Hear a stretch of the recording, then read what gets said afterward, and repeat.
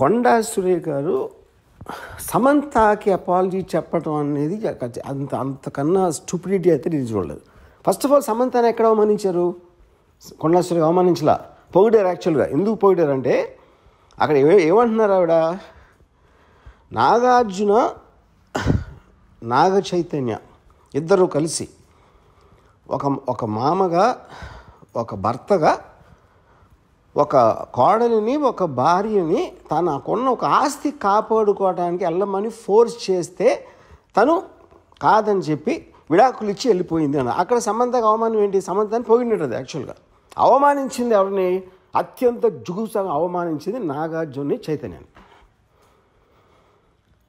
అసలు దాని టాపిక్ ఎత్తట్లా, దాని గురించి ఇంతవరకు మాట్లాడలేదు ఎవరు.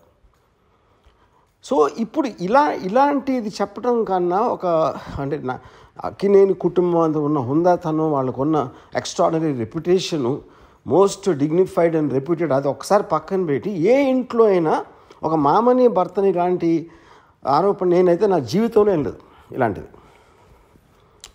ఇది చాలా సీరియస్గా తీసుకుని నా రిక్వెస్ట్ నాగార్జునకి, చైతన్యకి ఇలా వదిలేయకుండా, మళ్ళీ ఇలాంటివి జరగకుండా ఇండస్ట్రీ అందరి కోసం, ప్రజలందరి కోసం కూడా సీరియస్గా తీసుకుని మర్చిపోలేని గుణపాఠం నేర్పించాలి. దీనికి తప్పిస్తే మన దగ్గర వేరే మార్గం లేదు. ఇలాంటిది మళ్ళీ జరగకుండా చూడాలి. కొండా సురేఖ గారు సమంతకి అపాలజీ చెప్పడం అనేది అంతకన్నా స్టూపిడిటీ అయితే నేను చూడలేదు. ఫస్ట్ ఆఫ్ ఆల్ సమంతని ఎక్కడ అవమానించారు?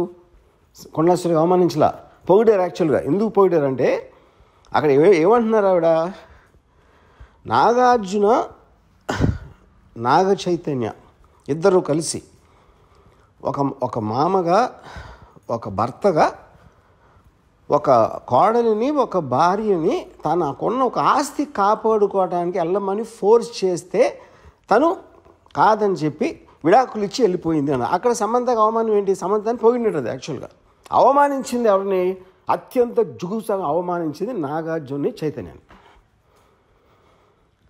అసలు దాని టాపిక్ ఎత్తట్లా, దాని గురించి ఇంతవరకు మాట్లాడలేదు ఎవరు.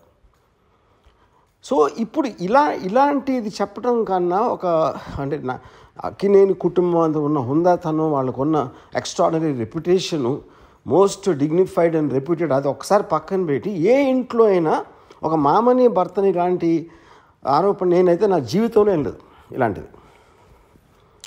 ఇది చాలా సీరియస్గా తీసుకుని నా రిక్వెస్ట్ నాగార్జునకి, చైతన్యకి ఇలా వదిలేయకుండా, మళ్ళీ ఇలాంటివి జరగకుండా ఇండస్ట్రీ అందరి కోసం, ప్రజలందరి కోసం కూడా సీరియస్గా తీసుకుని మర్చిపోలేని గుణపాఠం నేర్పించాలి.